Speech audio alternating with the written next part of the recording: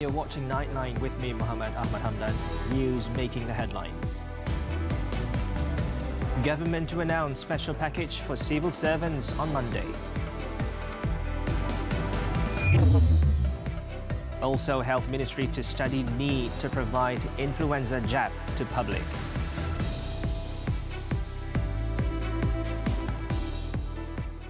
We begin with this headlining story. Datuk Sri Anwar Ibrahim said the government has never marginalized outstanding students of any race. The Prime Minister said that if there were cases where excellent students fail to continue their studies in higher learning institutions, such cases must be reported to the Education Ministry. Saya kata jangan ganggu kota. Kalau kita pakai kota, kita nak ambil hati 2-3 orang India, bergaduh pula dengan orang Melayu. Dah kata saya kianat orang Melayu. Jadi sistem kota tak apa. Tapi kalau ada anak Cina atau anak India yang dia rasa dia dapat 8A, 9A nak rayu, saya bagi tahu Fadlidah, ambil kes itu dan bantu dia. Datuk Sri Anwar said this in his speech at the Jelajah Perpaduan Madani in Taman Medan, Selangor on Sunday night. On August 5th, the Prime Minister said that the unity government will not abolish the quota system in higher learning institutions to ensure social justice is maintained in the field of education. Datuk Sri Anwar said that the system will be maintained until all races are able to compete equally through access to quality education. The government will announce a special mobile postpaid package for civil servants on Monday. Communications and Digital Minister Fahmi Fazil said the special package was offered following complaints received from frontline staff in the field regarding their postpaid subscription prices. InsyaAllah, saya rasa untuk memudahkan kita akan keluarkan kenyataan media. Saya rasa mungkin antara pukul 1 dengan pukul 2. Jadi semua penjawat awam nanti boleh tunggu pengumuman itu nanti insyaAllah. He was met by reporters after officiating the Merdeka at Community program for the Dengkil State constituency at Balai Raya Taman Desa Jenderam Hilir on Sunday. As for the postpaid package for media personnel, Fahmi said discussions will be held with telecommunication service providers on Monday and the decision regarding the matter will be announced later. Fahmi said the ministry will continue to intensify its efforts to reduce the burden of users and ensure that all levels of society enjoy better services at reasonable prices. Now, the Health Ministry will study the need to provide influenza vaccination to the public, especially for those at risk. Its Minister Dr. Zaliha Mustafa said, however, as the number of influenza cases in the country is currently under control, in the initial stage, the vaccine would only be given to the Health Ministry's frontline workers. In addition, she said the public health facilities available nationwide should be able to accommodate more patients if there is a surge in the number of cases soon. She said based on the Health Ministry's data for the 30th epidemiological week this year, the consultation rate for influenza-like illness at health clinics is 6.3%, a drop from the 6.4% in the previous week. At the same time, the hospital admission rate has also shown a slight decrease at 7.1%.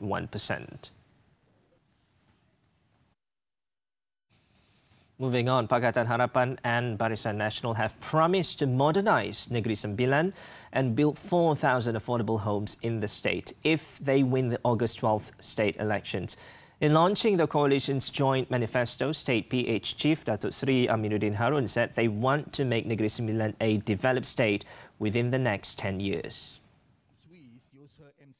The manifesto comprises 10 key pillars and outlines 70 initiatives for sectors like the economy, education, housing, people's well-being and youth, among others. Untuk semua pengundi Negeri Sembilan, bahawa inilah janji kita dan kita sedia maklum bahawa apa yang kita janji ini akan insya-Allah dapat kita laksanakan mengikut keperluan dan kebolehan kerajaan negeri dalam melaksanakan manifesto ini. PHBN have promised to build 4,000 units of affordable homes during its term for families in single use. It also pledged to provide up to 1,000 ringgit in special aid for those seeking to pursue a bachelor's degree. The Unity Coalition also said it planned to set up new industrial areas in Negeri Sembilan. Other promises in the manifesto include free hawker licenses for the next 5 years, a special English language program for students, a 1,000 ringgit cash incentive for students who score straight A's in their SPM, STPM or SDAM examinations, and a 150 ringgit monthly allowance for university students from poor families.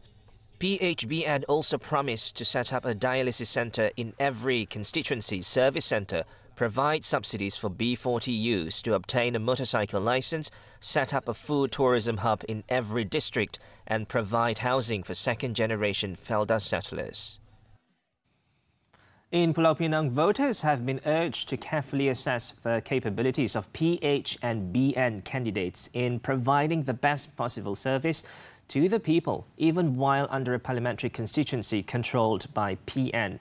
BN candidate for Sungai Dua, Datuk Shaikh Hussein Maidin, said having elected representatives from both parties would be able to create healthy competition while bringing about various benefits to the people. Jika sekiranya kami menang di peringkat DUN, saya menang dengan semua yang bertanding ni di peringkat BNPH kita menang DUN, of course akan ada persaingan di peringkat ni. 4-5 tahun mendatang ini akan wujudnya persaingan antara kami dan mereka untuk membantu rakyat dan hasilnya sebenarnya akan datang kepada rakyat di bawah.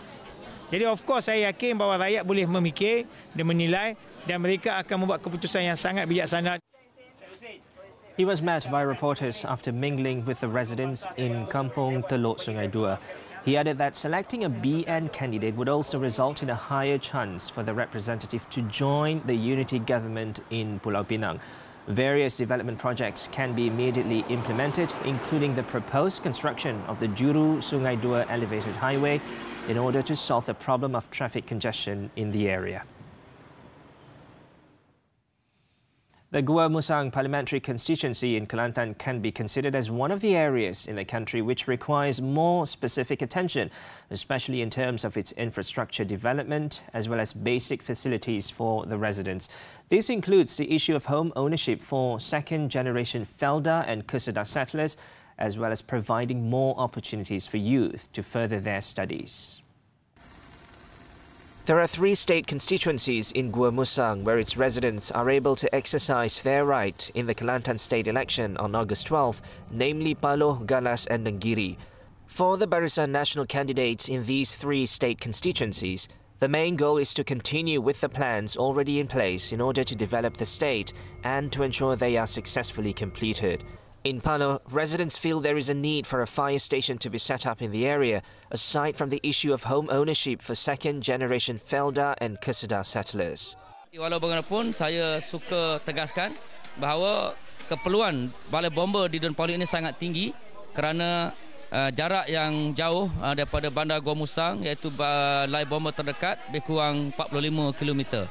Dan perkara kedua yang menjadi perjuangan saya sudah tentulah untuk mendesak pihak berkenaan, pihak kerajaan terutamanya bagi menyediakan perumahan generasi kedua di tanah rancangan Felda maupun di tanah rancangan Kesedah. Meanwhile, the BN candidate in Galas has placed importance on 7 main issues, including the matter of education, with the construction of a higher learning institution and the reopening of a skills college in the works. Galas adalah merupakan pintu masuk kepada negeri Kelantan. Justru pembangunan infrastruktur dan juga kelengkapan di Galas ini mencerminkan bagaimana rupa sebenarnya negeri Kelantan ini. Sebab itu di Galas ini kita memerlukan sebuah IPTA, kita nak meneruskan membuka kembali kolej kemahiran yang ditutup. Nenggiri, on the other hand, requires further development of the area. Among them is a project to upgrade the road connecting Kampung Kuala Sungai and the Batu Enam Bridge. Saya bercita-cita agar Dun Nenggiri ini akan ada sekolah menengah agama, kerana kita tidak ada lagi sekolah menengah agama maupun di Gua Musang, dan kita harap pembinaan sekolah menengah agama kerajaan ini dibina di Dun Nenggiri bagi kemudahan rakyat ataupun pelajar-pelajar. Dan kita juga bercita-cita untuk memajukan Nenggiri ini, dan kita akan mewujudkan sebuah bandar empangan negeri. Penyanyi kumpulan Spoon ditemui mati dipercayai dibunuh. Siapa yang tak kenal dengan lagu Rindu Serindu-rindunya kan? Sangat-sangat terkejut, memang ingat itu bukan Alung yang itulah. kes seorang anggota polis yang dituduh membunuh penyanyi kumpulan Spoon. Dan mayat Alung ditemui di dalam bumi dalam keadaan berikat. Fail Mahkamah, Rabu 9 malam di TV3 dan stream secara HD ditonton. Turkish President Recep Tayyip Erdogan has clearly affirmed his commitment to further strengthen the relationship between Turkey and Malaysia. Prime Minister Datuk Seri Anwar Ibrahim said during a virtual meeting on Saturday night, Erdogan has expressed clear commitment to visit Malaysia in the near future to foster ties between the two countries. In a post on his Facebook page on Sunday, Datuk Seri Anwar stated that he and Erdogan discussed defence cooperation when the Turkish Defence Industry Agency SSB sent a large delegation to participate in the Langkawi International Maritime and Aerospace Exhibition Lima 2023 last May. He also said he was impressed by Turkey's defence technology advancement and believed that Malaysia would benefit greatly from the close cooperation between the two countries. The Prime Minister said Erdogan also agreed to meet him face-to-face during the United Nations General Assembly in New York next month. Datuk Seri Anwar also had agreed in principle to finalise a Memorandum of Understanding MOU on defence cooperation in the future. In the meeting, he expressed the unity government's firm stance against any element of terrorism and not compromise with any party involved in terrorism in this country. The Prime Minister informed Erdogan about Malaysia's efforts to combat Islamophobia following the burning of the Quran in Sweden and strongly condemned such acts which have been justified as freedom of expression by the West. Also discussed during the meeting was investment cooperation between Malaysia and Turkey. An impact study on the Payung Rahmah initiative will be carried out to ensure that the programs implemented since January have had a positive effect on the people. For the purpose of the study, the Domestic Trade and Cost of Living Ministry will collaborate with several public institutions of higher learning or IPTAs. Minister in the Prime Minister's Department for Sabah, Sarawak Affairs and Special Functions, Dato' Armizan Muhammad Ali, who has been tasked to monitor the affairs of the ministry, said the upcoming study would also focus on finding ways to ensure the sustainability and long-term viability of the initiative. Kita merangka strategi melalui kajian ini yang kita akan laksanakan bersama pihak tertentu untuk memastikan kita dapat menggerakkan program ini secara berterusan, secara mampan supaya program ini akan dapat benar-benar menyentuh dan mencapai objektif dalam konteks yang lebih luas lagi. He was speaking to reporters during the Selangor-level Ehsan Rahmah Sales Tour program in Bangi on Sunday. He added that the ministry will pay special attention to the insights and input from the business community, which he notes as being an integral part of society and crucial towards the success of the program. Additionally, he said the ministry will also need to consider what incentives can be provided to those willing to assist the government in the agenda, adding that it is now looking at how to involve more parties in the Payung Rahmah initiative. The Education Ministry is aiming to set up schools that cater especially for children from the poorest communities by next year. Its Minister Fadlina Siddiq said these schools will ensure that poor students enjoy a higher standard of education. The minister said efforts to provide quality education to underprivileged children in the country have always been part of her ministry's agenda. Elaborating, Fadlina said the special school will, among other things, have a clear direction of improving the level of education among children from poor families. The move follows the announcement by Prime Minister Datuk Seri Anwar Ibrahim on Saturday, who said Putrajaya will introduce a new type of school for children from poor families to ensure that they are not left behind in their studies.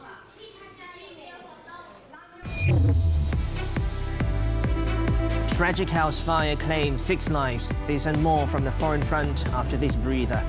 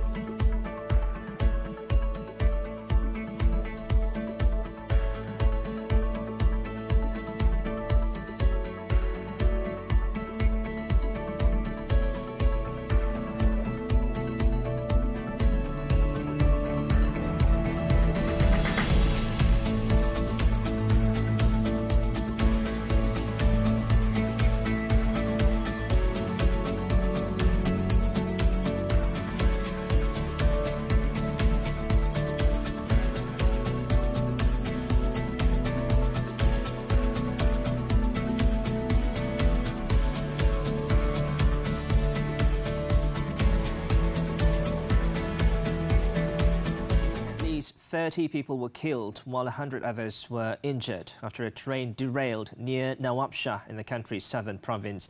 According to authorities, a train was en route to Havelian from Karachi when 8 of its coaches derailed nearby Sahara railway station. Officials, however, said it would first focus on rescue efforts before investigating the cause of the accident. Wounded passengers have been moved to nearby hospitals, and at the moment, rescue teams are still trying to free people from the twisted wreckage. An emergency has also been declared in the main hospitals in Nawabshah and neighbouring districts of Sindh. In China, a magnitude 5.5 earthquake hit Pingyuan County in Shandong Province early on Sunday morning, injuring 21 people. The earthquake, which struck at 2:33 a.m. local time with a 10-kilometer depth at the epicenter, has caused 126 homes to collapse, followed by 52 aftershocks. Following this, Beijing Railway has since announced the cancellation of over 60 trains, while gas service was shut off in some areas due to damaged pipes. Tremors were also felt in parts of Beijing, but it is reported that no damage from the earthquake was found in the capital so far. This has also prompted the authorities to launch a Level 4 emergency response and dispatch a team to Shandong Province to lead the rescue work. 5 children and their father were killed after fire ripped through their house in Australia's Queensland state on Sunday, with the police describing the incident as a truly devastating tragedy. A 28-year-old woman who is believed to be the mother of the boys survived the tragic incident and was hospitalized for treatment. The house had reportedly collapsed due to the fire, with some nearby residences were affected. A total of 12 people were injured, with 9 treated at the scene, while 3 others were taken to nearby hospital.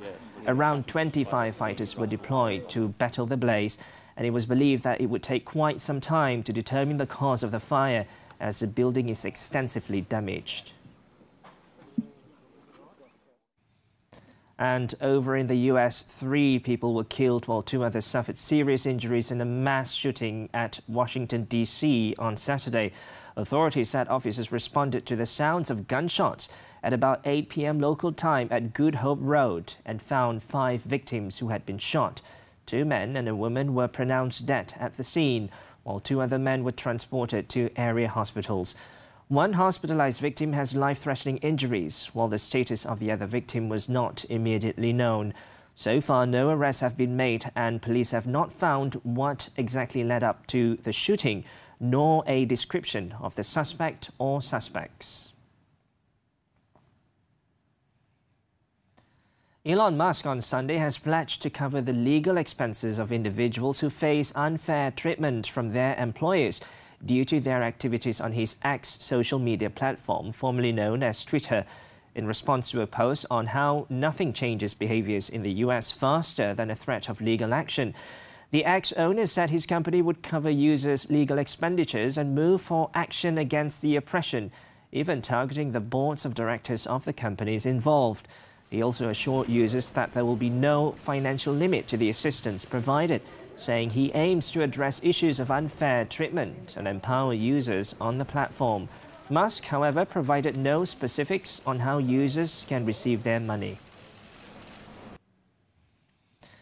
At least 4 people died in Slovenia as torrential rains and floods wreaked havoc across the Alpine country in a major natural disaster.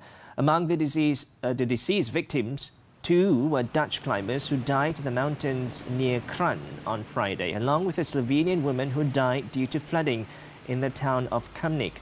Authorities also retrieved a man's body on the outskirts of Ljubljana on Saturday, leaving at least 5 Dutch citizens still missing amid the extreme weather conditions.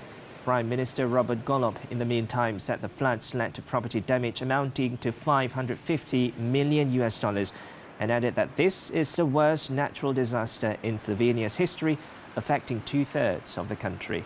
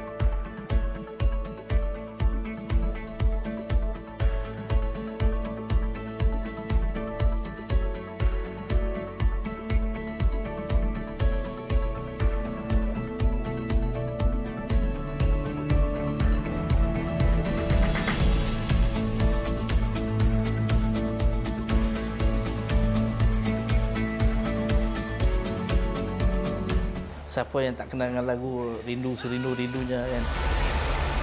Sangat-sangat terkejut, memang ingat itu bukan Alung yang itulah. Kes seorang anggota polis yang dituduh membunuh penyanyi kumpulan Spoon. Dan mayat Alung ditemui di dalam bumi dalam keadaan berikat. Fail Mahkamah, Rabu 9 malam di TV3 dan stream secara HD ditonton. We're back with sports. Football, the Brazilian Serie A. Jon Arias and John Kennedy scored either side of halftime as Fluminense secured a 2-1 home win over Palmeiras on Saturday. Arias converted an early penalty in the 15th minute before Kennedy struck from the edge just before the hour to make it 2-0. The hosts were reduced to 10 men in the 89th minute when forward Lele was shown a second yellow card in as many minutes for an ugly challenge. Gustavo Gomes then headed home to give the visitors a glimmer of hope, but Fluminense survived to secure their 9th win of the campaign and leapfrog Palmeiras into 3rd place.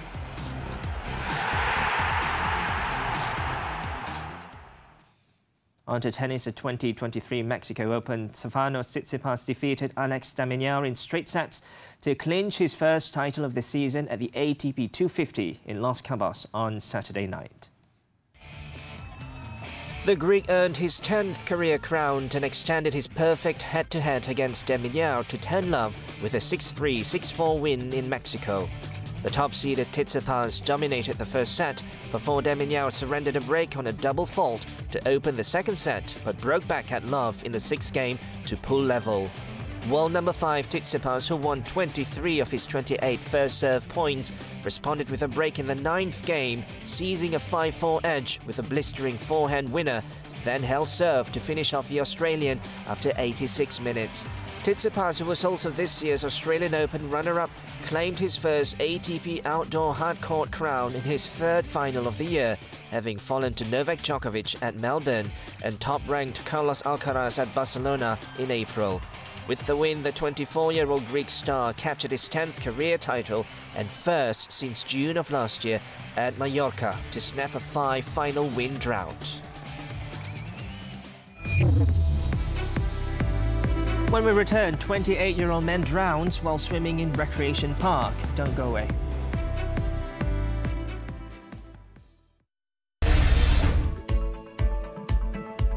Sesuka hati.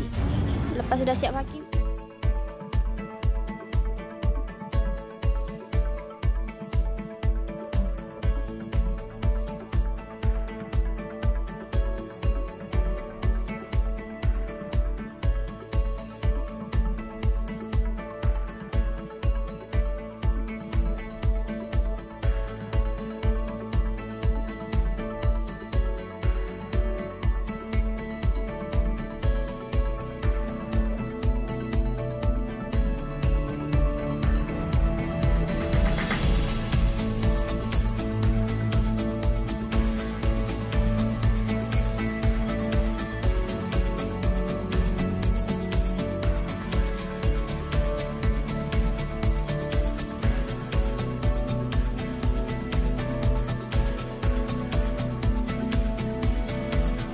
A 28-year-old man drowned while swimming at the Alo Lempah Recreation Park, Kuala Kubur Baru in Hulu Selangor on Sunday.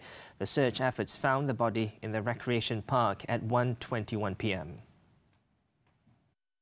Search and Rescue SAR Operations Commander Yusuf Ali said the victim's body was found at the bottom of the river, approximately 30 meters away from the last location he was seen by witnesses. The SAR operation was also assisted by the Water Rescue Team PPDA from the Shah Alam Fire and Rescue Station and Port Klang Fire and Rescue Station. The PPDA arrived at the location at 10:50 a.m. and the search operation for the victim was carried out in a high current area and at a water depth of 5 meters. The victim's body has been handed over to the police for further action. In Kelantan, 2 men, including a Form 5 student, were arrested by police on suspicion of being involved in drug trafficking during a raid in Pasir Pekan Tumpat. State Police Chief Datuk Muhammad Zaki Harun said that the 2 suspects, aged 26 and 17, were taken into custody while loitering near a food stall and were believed to be waiting for customers. During the operation last Monday, police found 1,060 ecstasy pills in the sling bag and pant pockets of the suspects. Closer inspection of the sling bag found 60 ecstasy pills, while the Form 5 student's pants pocket concealed an alarming stash of 1,000 similar pills estimated to be worth more than 11,000 ringgit. Initial investigation found that the 26-year-old suspect is unemployed and has 3 past criminal records related to drug offences. Both suspects have been remanded for a week for further investigation.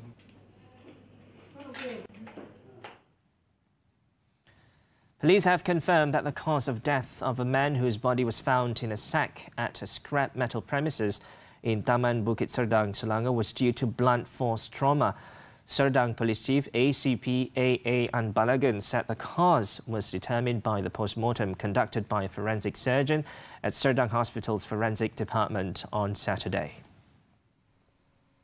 He added that the case is still under investigation by the police. On August 4th, the body of a man was found at the location and is believed to have been murdered before being put in a white plastic sack. Police also arrested 13 suspects, including 3 women, to facilitate the investigations into the case. According to initial investigations, the motive behind the incident was the alleged embezzlement of a sum of money by the victim. The main suspect, a 51-year-old man who was also the victim's employer, discovered the matter and subsequently took the victim and confined him at the scene for several days before killing him.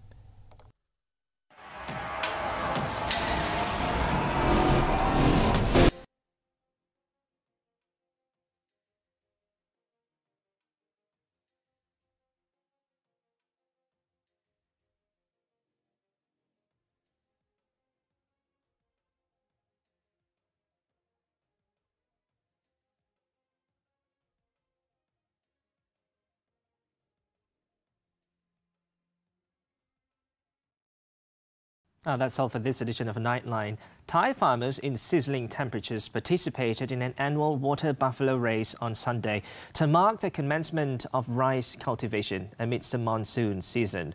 Before we leave, let's take a look as more than 60 buffaloes spanning various sizes took part in the race along a 200-meter dirt track situated in the Napa sub-district of Chonburi province. With that, I'm Muhammed. Hamdan. Thanks for watching and stay safe.